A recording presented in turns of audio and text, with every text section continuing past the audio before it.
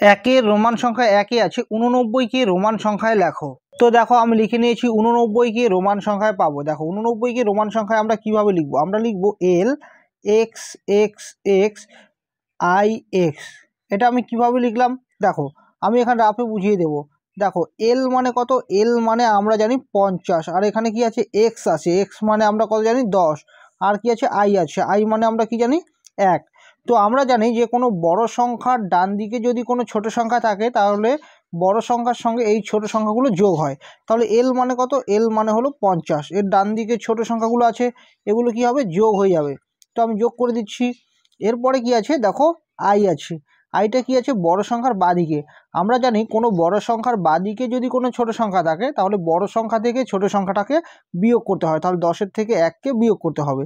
তাহলে এই সবগুলো যদি যোগ করি তাহলে কত আসবে, এখানে 80 আসবে। যোগ এখানে 10-এর থেকে 1 বিয়োগ করলে হবে 9, তার মানে যোগ করে দিলে কত আসবে 89।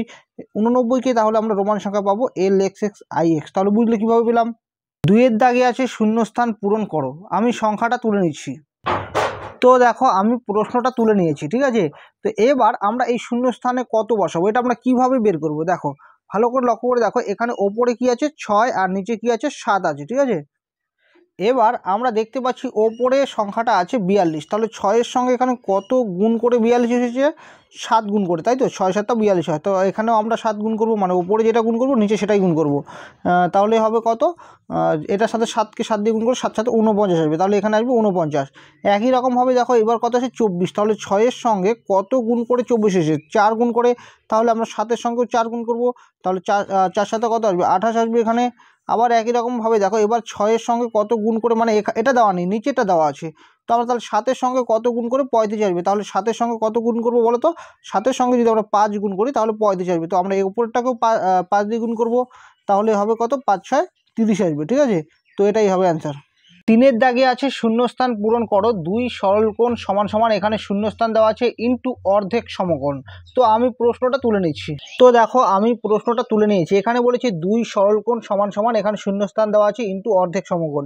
এখানে কত বলবে, এই মানটা আমরা কিভাবে বের করব। প্রথমত আমরা জানবো যে 2 সরলকোণ মানে কত। আমরা জানি 1 সরলকোণ মানে কত 180 ডিগ্রি, তাই তো।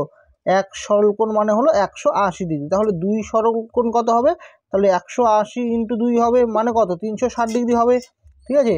তাহলে এখানে আমাদের কত গুণ করে অর্ধেক সমকোণের সাথে গুণ করলে এখানে 360 ডিগ্রি আসবে সেটা আমাদের বসাতে হবে। দেখো অর্ধেক সমকোণ মানে কি, আমরা এক সমকোণ মানে কত জানি 90 ডিগ্রি, এর অর্ধেক মানে কি 2 দিয়ে ভাগ করব, তাহলে অর্ধেক সমকোণ মানে হলো 90 ডিগ্রি বাই 2। তাহলে এটাকে আমরা কত দিয়ে গুণ করব এখানে, যেন 360 ডিগ্রি আসে। তাহলে এখানে আমরা 8 দিয়ে গুণ করব, দেখো 4 দুগুণে 8, 4 9 36, তাহলে গুণ করে দিলে 360 ডিগ্রি আসবে, বুঝলে। তার মানে আমাদের এখানে 8 দিয়ে গুণ করতে হবে, 8 দিয়ে গুণ করলে 360 ডিগ্রি আসবে, আর এই 2 সরলকোণের মান হলো 360 ডিগ্রি, তাই এটা আর এটা সমান, বুঝলে। 4-এর দাগে আছে শূন্যস্থান পূরণ করো। 2টি সংখ্যার গুণফল সমান সমান, এখানে শূন্যস্থান দেওয়া আছে ইনটু 2টি সংখ্যার গসাগু। তো এখানে শূন্যস্থানে কি বসবে, তো দেখো আমি প্রশ্নটা তুলে নিয়েছি, 2টি সংখ্যার গুণফল সমান সমান, এখানে শূন্যস্থান ইনটু 2টি সংখ্যার গসাগু। আমরা জানি কি যে 2টি সংখ্যার গুণফল মানে সংখ্যা দুটির লসাগু ইনটু গসাগু। তো এখানে সংখ্যা দুটির গসাগু লেখা আছে, তো আমরা এখানে লিখবো যে 2টি সংখ্যার লসাগু, বুঝলে। মানে সংখ্যা দুটির গুণফল হয় সংখ্যা দুটির লসাগু আর গসাগু এর গুণফল। 5-এর দাগে আছে 3টি বাহুর দৈর্ঘ্য a সেমি b সেমি ও c সেমি হলে যেখানে a > b > c কোন শর্তে ত্রিভুজ তৈরি সম্ভব। তো দেখো ত্রিভুজ তৈরি করা তখনই সম্ভব যদি ক্ষুদ্রতর বাহু দুটো যোগফল, অর্থাৎ ছোট বাহু দুটোর যোগফল যদি বৃহত্তর বা তৃতীয় বাহু অপেক্ষা বড় হয়। তার মানে এখানে সবথেকে ছোট বাহু কোনটা, বি আর সি হলো সবথেকে ছোট বাহু। তো এই ছোট বাহু দুটোর যোগফল যদি তৃতীয় বাহু অপেক্ষা বড় হয় তবেই ত্রিভুজ আঁকা সম্ভব, ঠিক আছে। তো আমরা এখানে লিখে নেব যে 5-এর দাগে যেখানে ক্ষুদ্রতর বাহু দুটো যোগফল অর্থাৎ বি আর সি এর যোগফলটা যদি বৃহত্তর বা তৃতীয় বাহু অপেক্ষা বড় হয় তখন এই বাহু তিনটি দ্বারা ত্রিভুজ আঁকা সম্ভব। 6-এর দাগে আছে শূন্যস্থান পূরণ করো। রোমান নম্বরের ক্ষেত্রে এক্স বিয়োগ হতে পারে, এখানে শূন্যস্থান দুটো দেওয়া আছে কি কি থেকে হবে, ঠিক আছে। তো আমরা কিন্তু জানি যে রোমান নম্বরের ক্ষেত্রে এক্স বিয়োগ হয় এল সি এবং এম থেকে, এল সি এবং এম এই তিনটা থেকে বিয়োগ হয়। তো যেহেতু এখানে দুটো শূন্যস্থান দেওয়া আছে তো তোমরা এখানে যে কোনো দুটো লিখবে, হয় এল সি লিখবে বা এল এম লিখবে, ঠিক আছে, মানে যে কোনো এই তিনটার মধ্যে যে কোনো দুটো এখানে শূন্যস্থান লিখে দেবে। 7-এর দাগে আছে 9x+2 বীজগাণিতিক রাশিমালাটিকে ভাষায় লেখো।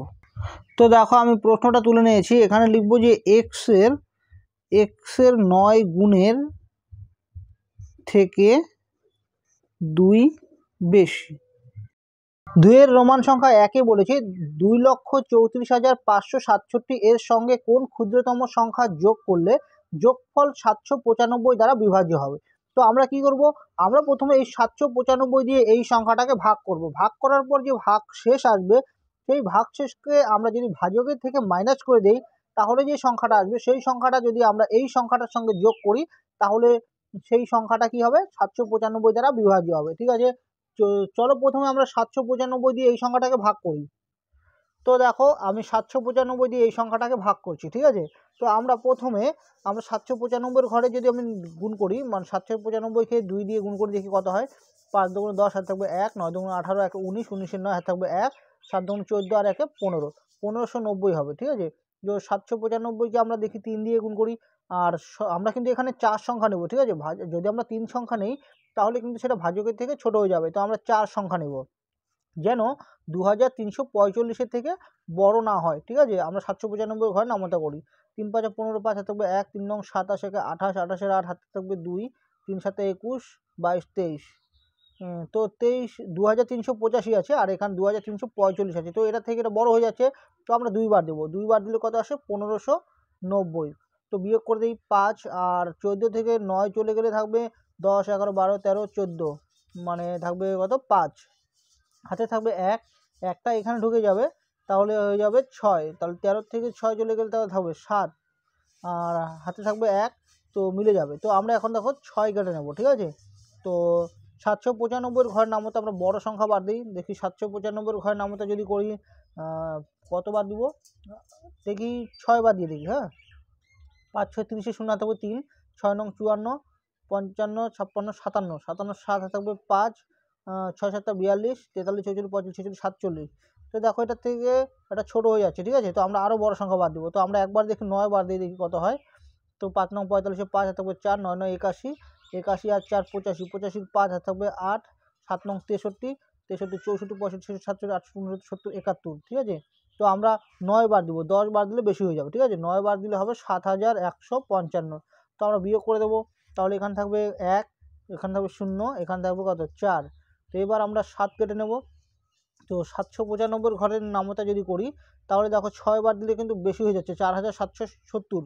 তো আমরা কতবার দেবো, 5 বার দেবো। তো 795কে 5 বার দিলে কত আসবে, 5 5 25, 5 থাকবে 2, 5 9 45, 46 47, 47 7 থাকবে 4, 5 7 35, 35 36 7 8 39, তাহলে 3975। তাহলে আমরা 5 বার দিব, তাহলে 3975। তো আমরা এখন মাইনাস করে দেবো। তো মাইনাস করে দিলে 7 থেকে 5 গেলে 2, 11 থেকে 7 গেলে থাকবে 4, আর হাতে থাকবে 1, তাহলে 0, এখানে 0 হয়ে যাবে, তাহলে 42 হবে। তাহলে আমরা লিখবো সুতরাং 795 এই ভাজকের থেকে এই ভাগশেষটা আমরা বিয়োগ করে দেবো। ঠিক আছে, তো কত হয়, বিয়োগ করে দিলে 3, আর এখানে 9 থেকে 4 গেলে কত আসবে, 9 থেকে 4 গেলে হবে 5, তাই তো, তাহলে থাকবে 7, মানে 753। তো আমরা লিখে নেব সুতরাং। তো দেখো আমি সুতরাং দিয়ে লিখে নিয়েছি 2,34,567 এর সঙ্গে ক্ষুদ্রতম সংখ্যা 753 যোগ করলে যোগফল, মানে এটা আর যদি আমরা এটা যোগ করি যে যোগফলটা আসবে সেটা কিন্তু 795 দ্বারা ভাগ হবে। ঠিক আছে, এর দাগে আছে একটি মোবাইল তৈরির কোম্পানি 40 জন লোকের সাহায্যে 30 দিনে 180টি মোবাইল তৈরি করতে পারে। পুজোর সময় 2700টি মোবাইল 200 দিনে তৈরি করতে হলে কতজন লোক প্রয়োজন হবে। তো দেখো এখানে কী কী আছে, লোক সংখ্যা আছে, দিন সংখ্যা আছে, মোবাইলের সংখ্যা আছে। ঠিক আছে, তো আমাদের কি বের করতে বলেছে, লোক সংখ্যা বের করতে বলেছে। তো যেটা বের করতে বলে সেটা সবসময় তোমরা শেষে লিখবে। ঠিক আছে, তো আমি লিখে নিচ্ছি। তো দেখো আমি এখানে লিখে নিয়েছি গণিতের ভাষায় দিন সংখ্যা, মোবাইল তৈরির সংখ্যা আর লোক সংখ্যা। ঠিক আছে, তো আমরা এবার দেখে দেখে মানগুলো বসাবো। তো দেখো প্রথমে কি আছে, প্রথমে আছে 40 জন লোক 30 দিনে। ঠিক আছে, তো আমরা এখানে লোকের জায়গায় 40 জন লিখে নেব। কি বলেছে, 40 জন লোক 30 দিনে, তাহলে এখানে দিন আছে, তো দিনের নিচে আমরা 30 লিখবো, আর 180টি মোবাইল, তাহলে এখানে 180টি মোবাইল লিখবো।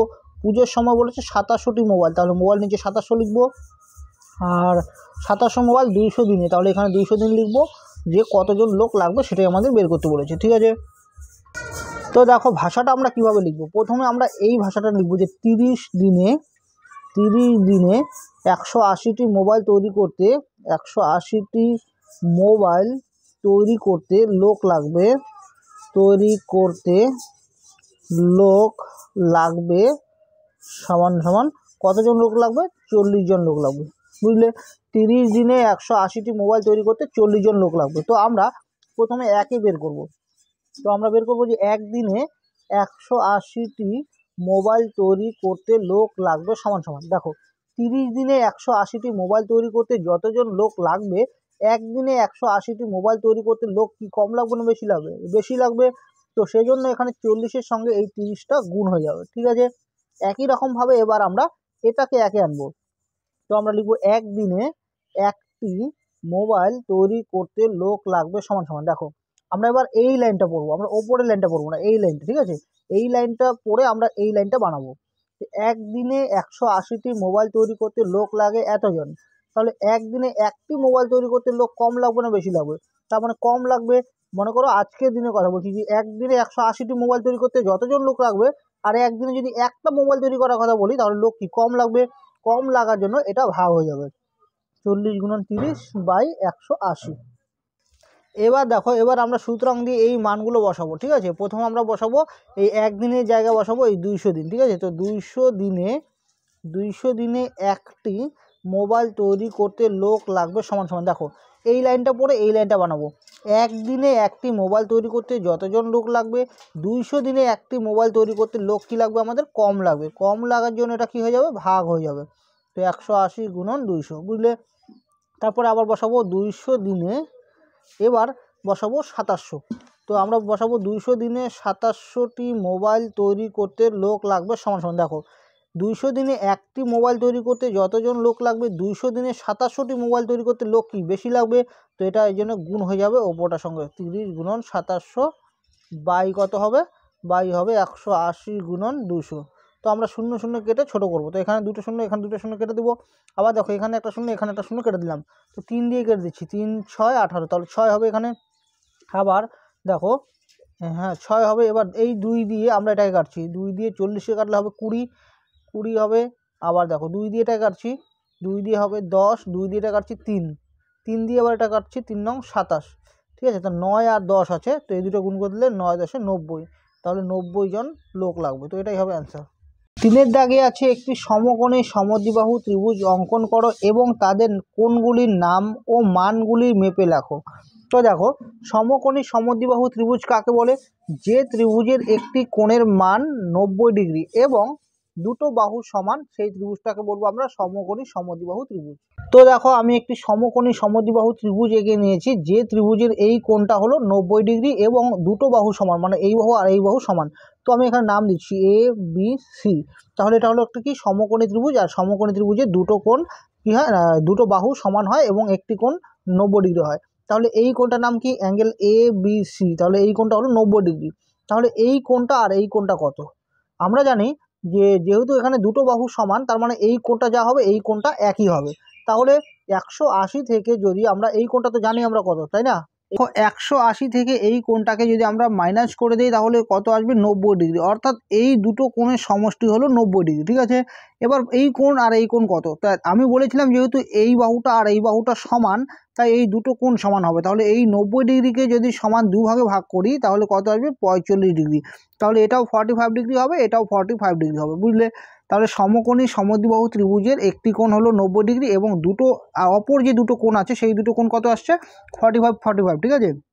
তাহলে এই কোণটার নাম কি, BAC। তাহলে অ্যাঙ্গেল BAC এই কোণটা হবে 45 ডিগ্রি, আর এই কোণটার নাম কি হবে, ACB। তাহলে অ্যাঙ্গেল ACB হবে 45 ডিগ্রি। এবার 4-এর দাগে বলেছে 4 অঙ্কের ক্ষুদ্রতম সংখ্যা নির্ণয় করো যেটি 18, 24 ও 42 দ্বারা বিভাজ্য। তো আমরা কি করব, প্রথমে 18, 24 ও 42-এর লসাগুটা বের করব।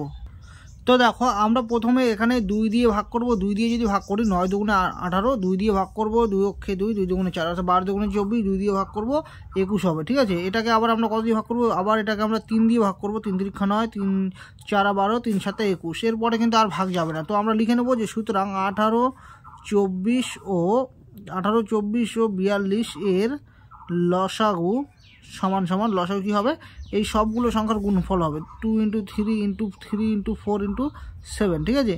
তো সবগুলো গুণ করে দিচ্ছি, 3 × 2 = 6, 3 × 6 = 18, 18 আর 18 আর একবার গুণ করছি, 4 × 7 = 28, তাহলে 28 আর 18 গুণ করে দিচ্ছি, 18 × 64, 4 হাতে হবে 6, 8 × 2 = 16 আর 6 হবে 22, এক ঘর কাটবো, 8 × 8 2 × 2, তাও 4 10 2 4 5, তাহলে হবে কত 504।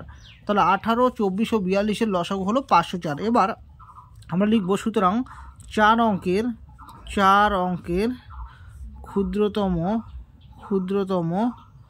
সংখ্যাটি হবে সমান সমান। দেখো 4 অঙ্কের ক্ষুদ্রতম সংখ্যাটা আমরা কীভাবে বের করব, যেটা 18, 24 ও 42 দ্বারা বিভাজ্য। এটা বার করার জন্য আমাদের প্রথমে এই লসাগুটাকে প্রথমে আমাদের 1 দিয়ে গুণ করলে তো এটাই আসবে, 504ই আসবে। প্রথমে 2 দিয়ে গুণ করব, তো কত হয় 4 × 2 = 8, 2 × 0 = 0, 5 × 2 = 10, 1008, ঠিক আছে। কারণ আমরা 1 দিয়ে যদি গুণ করি তাহলে এটাকে আসছে 504, এটা তো 3 অঙ্কের। তারপরে যে 2 দিয়ে গুণ করলে সেটা কয় অঙ্কের আসছে, 4 অঙ্কের আসছে। তাহলে ক্ষুদ্রতম সংখ্যাটি হবে 4 অঙ্কের ক্ষুদ্রতম সংখ্যাটি হবে 1008, যেটি 18, 24 ও 42 দ্বারা বিভাজ্য, ঠিক আছে। 5-এর দাগে আছে সরল করো, তো আমি প্রশ্নটা তুলে নিচ্ছি। তো দেখো আমি এখানে প্রশ্নটা তুলে নিয়েছি। এবার আমরা এই সরলটা কিভাবে করবো, দেখো সরলটা আমরা সরল করি একটা নিয়ম জানি, BOD-MAS। এই BOD-MAS এই নিয়ম অনুসারে কিন্তু আমরা সরলটা করব। সবার প্রথম আমাদের কাজ করতে হবে রেখা বন্ধনীর কাজ, ঠিক আছে। তো আমরা এখানে যা আছে তাই রাখবো, প্রথমে আমরা রেখা বন্ধনীর কাজটা করব। তো এখানে যা আছে তাই রেখে দিচ্ছি। তো এখানে কি আছে, যোগ আছে, তাহলে 11 আর 3 যদি যোগ করে দিই তাহলে আসবে 14 × 4, ফার্স্ট ব্র্যাকেট বন্ধ হবে, ভাগ 18, আর এখানে যা আছে তাই লিখে নেব 3/7। এবার কি করব, এবার আমরা বিতে হয় ব্র্যাকেট, মানে প্রথম বন্ধনী কাজ করব, ঠিক আছে। তাহলে প্রথম বন্ধনী এখানে আছে, তো এটার কাজ করব আমরা প্রথমে। তাহলে এখানে 24 বিয়োগ সেকেন্ড ব্র্যাকেট, এখানে আছে 110। ও আরেকটা কথা বলি, এখানে বিয়োগ আছে আর গুণ আছে, এর মধ্যে কোনটার কাজ আগে করব। তো আমরা দেখো, আমরা জানি এই যে এম মানে হলো মাল্টিপ্লিকেশন মানে হলো গুণ, আর সবার শেষে যে সাবট্রাকশন আছে এটা মানে হলো বিয়োগ। তাহলে গুণ আর বিয়োগের মধ্যে সবার প্রথমে গুণের কাজটা করতে হয়, তাই আমরা এখানে গুণের কাজটাই করবো, ঠিক আছে। তো -4 4 হবে 16, 6 এত 4 × 4 আর 1 × 5 56 হবে, ঠিক আছে। তো ভাগ এখানে আছে 18, সেকেন্ড ব্র্যাকেট বন্ধ, থার্ড ব্র্যাকেট বন্ধ, ভাগ 3/7। তো এখানে যা আছে তাই লিখে নিলাম, সমান সমান 10 গুণন এখানে যা আছে 24 বিয়োগ, আমরা এবার কি করব, এখানে এটা বিয়োগ করে দেব। বিয়োগ করে দিলে কত আসবে, 10-এর থেকে 6 চলে গেলে 4, আর 11 থেকে 6 চলে যাবে, ঠিক আছে। 6 চলে গেলে কত থাকবে, 11 থেকে 6 গেলে কত 5, ঠিক আছে। তো এবার ভাগ আছে 18, সেকেন্ড ব্র্যাকেট বন্ধ করব, থার্ড ব্র্যাকেট বন্ধ করব, ভাগ 3/7 সমান সমান 10 গুণন। এবার কার কাজ করব, এবার আমরা কিন্তু বি মানে কি ব্র্যাকেট মানে বন্ধনী, প্রথম বন্ধনী কাজ শেষ, এবার আমরা দ্বিতীয় বন্ধনী কাজ করবো, মানে এই বন্ধনী কাজটা করব।